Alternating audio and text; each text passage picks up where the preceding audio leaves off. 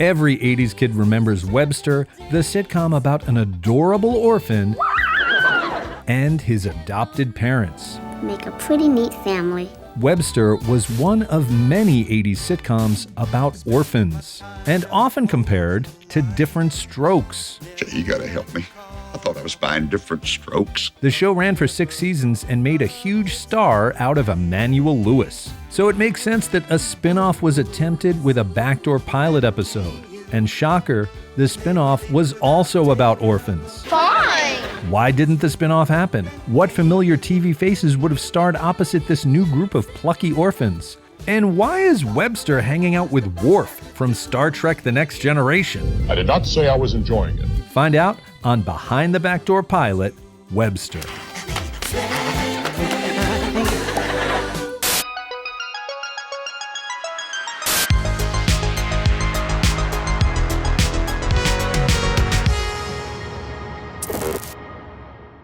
Webster was a hit with kids and families, running for 4 seasons on ABC, with 2 seasons in first-run syndication.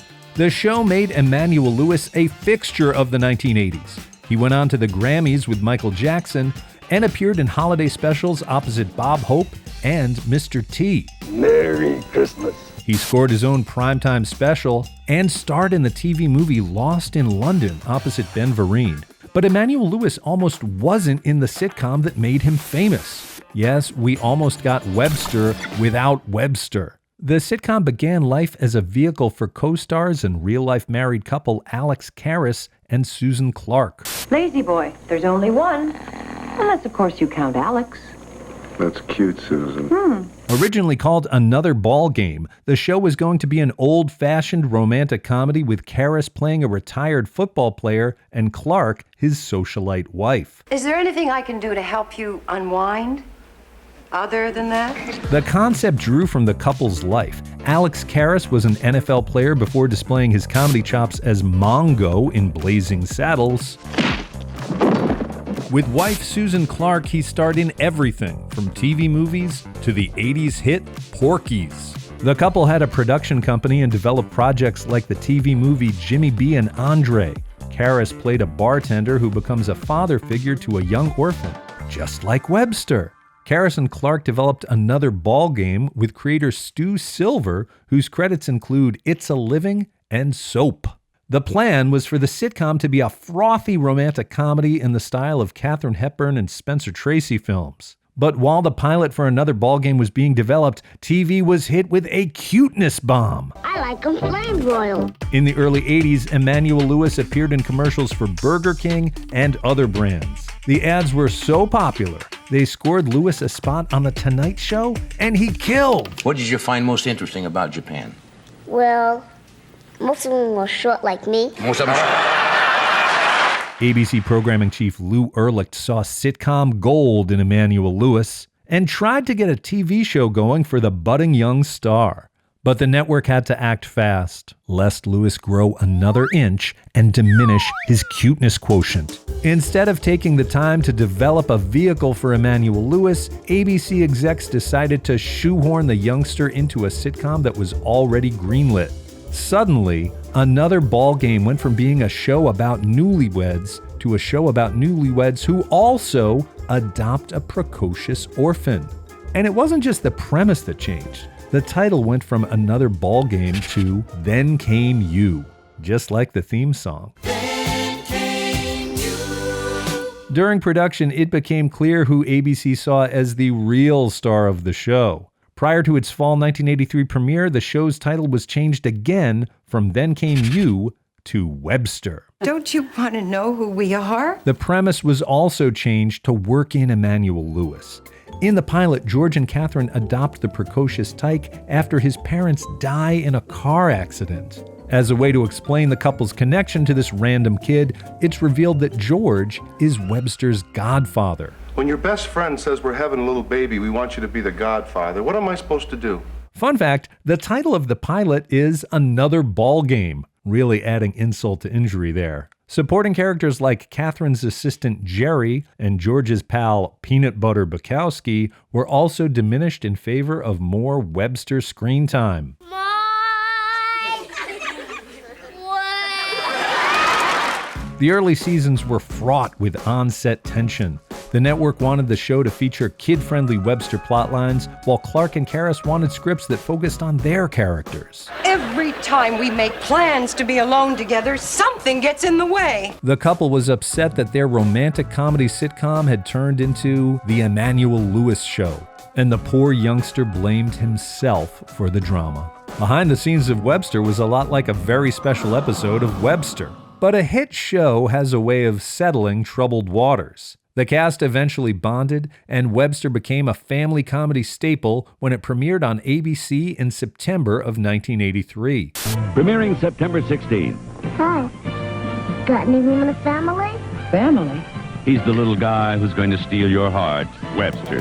The show had celebrity guest stars like Ben Vereen, who played Webster's Uncle Philip, plus appearances by hot musical acts like the Jets and the Four Tops, who actually appeared on the show 3 times. They were friends with Webster for some reason. And it wouldn't be an 80s sitcom without very special episodes.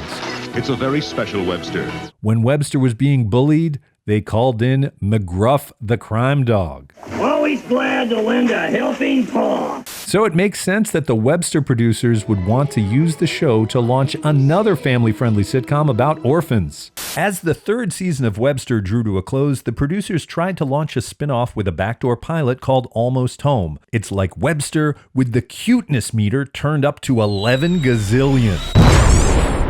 Instead of one adorable orphan, the spin-off would feature several. The Webster producers followed their hit show's formula a step further when it came to casting the lead. Just like how Alex Karras had come to fame in the NFL, Almost Home would have been a vehicle for country singer turned movie star Mac Davis. Davis penned songs for Elvis and scored hits of his own, like Baby Don't Get Hooked on Me.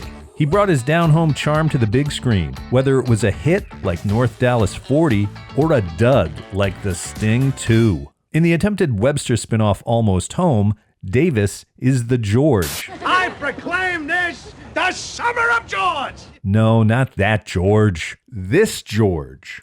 Davis plays Jake Tyler, a musician who gives up life on the road to take care of some scrappy orphans in a foster home. He's the cuddly father figure with a fictional TV job that reflects his real-life career, just like Alex Karras' George Papadopoulos.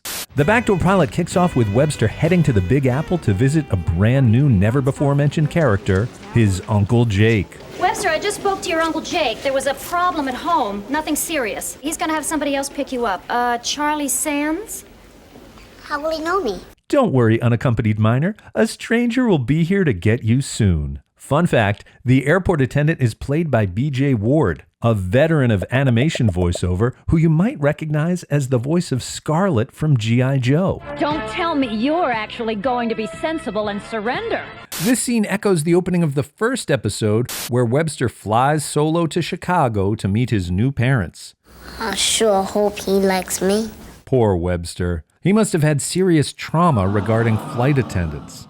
Back to the backdoor pilot, Webster explains that Jake isn't actually his uncle. I just called him that because he went to school with George and my daddy. Old College Buddy is a go-to sitcom trick for introducing a new character connected to the show's main characters. Family Ties pulled this move when it crossed over with fellow NBC sitcom Day by Day. Stephen Keaton was suddenly revealed to be former college roommates with the dad on that short-lived show. We then meet Charlie, played by Mr. Roper? Yes, Norman Fell, aka Mr. Roper from Three's Company, stars in this failed Webster backdoor pilot. Fell is no stranger to spin-offs, having starred in the short-lived Three's Company spin-off, The Ropers. As you can probably guess, he's a comedic highlight of this backdoor pilot. You're Webster? Give me that. We then meet Uncle Jake and the adorable orphans at the foster home. There's streetwise PJ, who looks like he stepped out of Newsies. PJ is played by Billy Lombardo, who regular viewers of Behind the Backdoor Pilot will recognize from the failed Punky Brewster spinoff, Fenster Hall. Spoiler alert, Lombardo played a tough-talking orphan named TC on that failed backdoor pilot. He's the Brando of orphans with 2-letter names. Who asked you, Pops? We then meet Mandy and Sandy, whose whole deal is that they're twins. You don't need Webster Webster anymore. Yeah, tell him not to come. Now, wait a minute. Webster's not coming here to take your place. There's also young science geek Michael, played by Larry O. Williams. You might remember him as young George Jefferson on the Father Christmas episode of The Jeffersons. Boss! And what would a Webster spinoff be without a cutesy moppet? Sherman is played by Edon Gross, a child actor who appeared on tons of 80s sitcoms. He's also the voice of the good guy doll in the Chucky movies. Hi, I'm Oscar, and I'm your friend to the end. Webster arrives, and we get the first of the episode's many racy jokes. He was a half an hour late, and he picked up a strange boy. I approached a young child, and I offered him candy. Is that a crime? Oh, my God. Weird fit for a family sitcom aimed at kids. What would Mrs. Roper think? Charlie is Jake's agent, and he's understandably confused about why his client would give up the wild musician life for a bunch of precocious orphans. Jake drops the backdoor pilot's big plot point. Sherman's mom is coming to take him home for good. Meanwhile, Webster feels left out of his own show. Hi. Remember me? Webster long, nice, short, cute. We then find out why Jake is literally attached to Sherman. Yeah, I know. He looks just like your little boy before he... Oops. Yes, Jake's son is dead. As if that isn't depressing enough, Jake's also a sad sack divorcee. You know, after we lost little Davy, well, it just was kind of rough on Barbara and me. Hey, it wouldn't be an 80s sitcom without some tragic backstory. Much like how Danny Tanner created a full house of friends and family following the death of his wife, Jake surrounds himself with foster kids in an effort to get over his deep-seated trauma. You know, just like you found George and Catherine, well, I found me a brand new family right here, and it's for keeps, too. On the sitcom trauma meter, that's pretty high.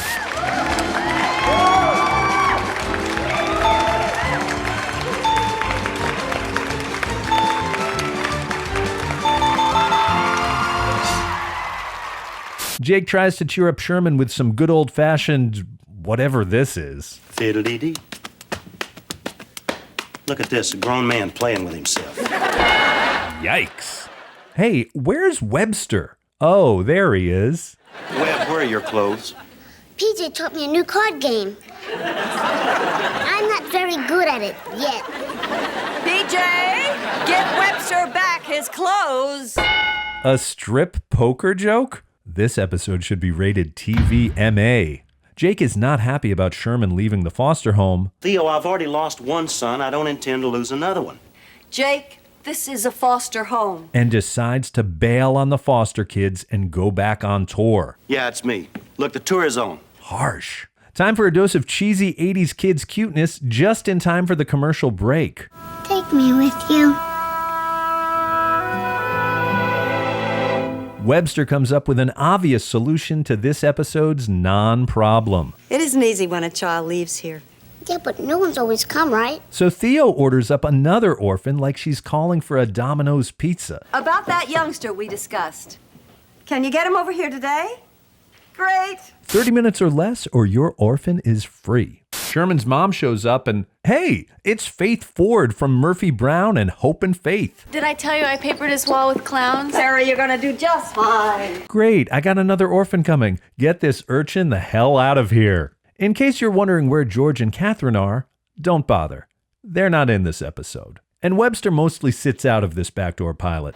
But I'm Webster. The orphans are understandably upset about Jake throwing a fit and piecing out just because one kid is going back to their birth mother. Who needs him? All he cared about was Sherman. Time for Norman Fell to bring some levity with another joke that's more appropriate for the Friars Club. For you. Charlie, she's a foster child, not a hat jack girl. Obviously, you weren't at the rumba room last night. What? Just kidding, forget about it. That one is just confusing. The twins beg Charlie to get Jake to stay, and Billy Lombardo delivers an Emmy-worthy orphan tantrum. Stop it! Don't beg! I hate it when they beg. I never begged. I never begged! Lombardo also showed off his orphan acting chops in the Punky Brewster backdoor pilot. We lived in this trailer, and one day I come home from school. Trilla's gone. Congrats, Billy Lombardo. You're a failed spin-off all-star. Sherman pulls a classic Webster move and runs away from his mom. And Jake is a total jerk to this poor kid who couldn't possibly understand grief transference. Go on, get out of here. But you said you loved me. Well, I lied, okay? You were just a job to me. Bleak stuff, even by Webster standards. And this is a show that had an episode where Webster accidentally burned down his apartment. George! Jake eventually mans up and apologizes to the other children who are in desperate need of a father figure. I guess I just figured if you've been hurt once, I'm sorry. Meanwhile, Webster is ready to leave this backdoor pilot. I'm all ready, Uncle Jake. What a crummy visit to Uncle Jake's. He didn't even get to see the Empire State Building. But before Webster can go back home to his own show, Jake sees the new kid Theo ordered up from 1-900 Rent an Orphan. Wait a minute, Webb. Only in the 80s could a sitcom problem be solved by swapping one orphan for another. I'm gonna live here now. The new orphan convinces Jake to stay. Uncle Jake, please stay. We need you. And Jake forgets all about Sherman, presumably having found a new surrogate for his dead son. Nice work, Steve and Madeline Sunshine, and congrats on your awesome 80s sitcom writer names. In a case of real-life mimicking Backdoor Pilot, Mac Davis was excited to trade his musician road life for a steady TV gig. He told the Paris News, "After 15 years of 250 days a year on the road, I'd like to stay at home more. This series will be a great way to do it." But as the saying goes, if you want to make a network executive laugh, make plans to star in a Webster spinoff. ABC passed on picking up Almost Home for the fall 1986 season. No! Which is probably for the best. The hit 80s sitcoms about orphans typically had one wisecracking kid. Almost Home lacks a compelling central character. Mac Davis and the orphans are somewhat cute together, but Norman Fell is doing a lot of the comedic heavy lifting in this backdoor pilot. Webster, call me. We'll have lunch. ABC canceled Webster in 1987 after the fourth season ratings took a tumble. Turkeys. The show moved to first-run syndication for its final 2 seasons. In season 5, George's nephew Nicky moved in with the Papadopoulos family while his parents were in Africa. Cousin Nicky was played by Corin Nemec, who you might remember from the great Fox sitcom Parker Lewis Can't Lose. But the 6th and final season of Webster is where things get weird. Remember how the final seasons of Family Matters sent Urkel back in time? Really, guys, the plank is so overdone.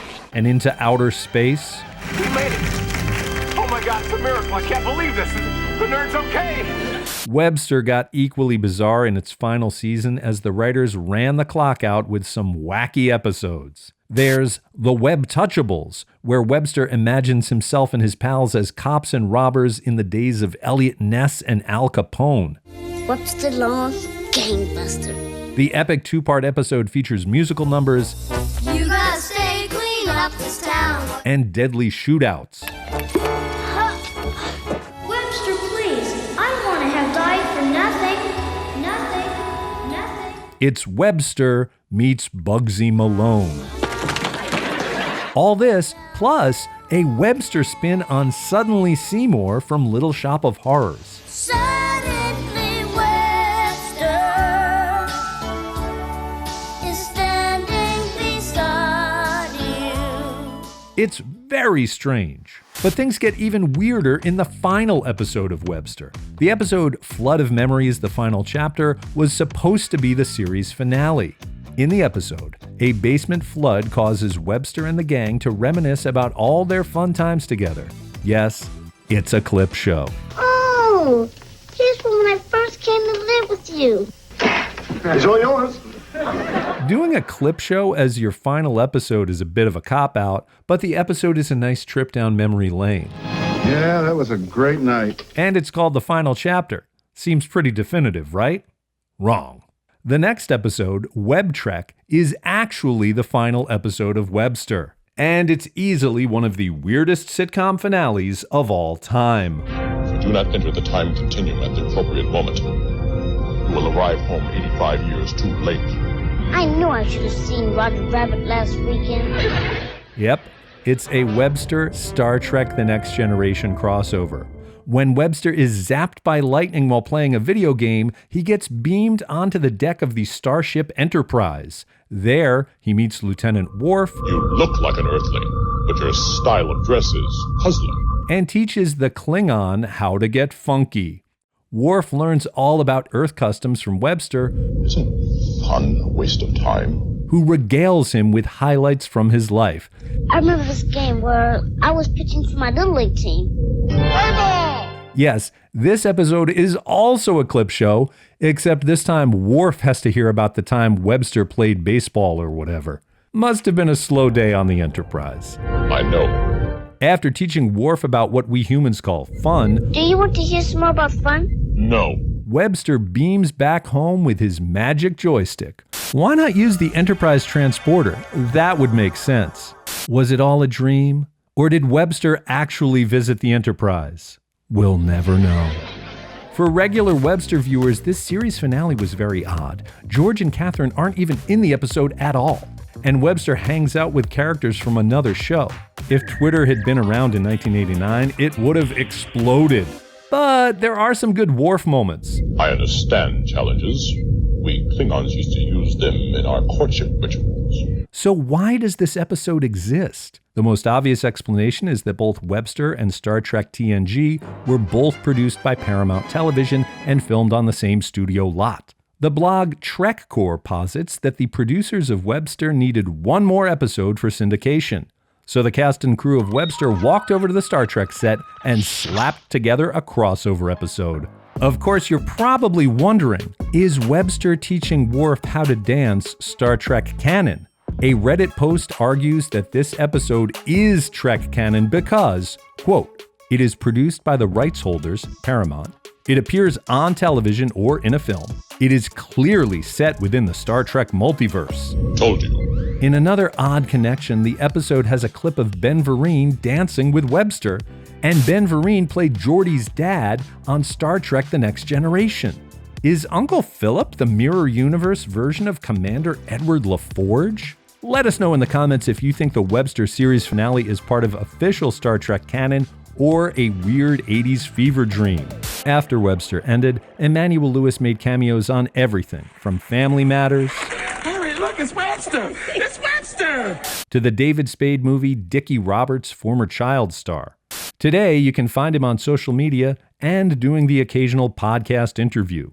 Alex Karras sadly passed away in 2012, so a Webster reunion seems unlikely. If we Klingons weren't such a fierce race, that would bring a tear to my eye. But hey, maybe Emmanuel Lewis can bring Webster to Broadway.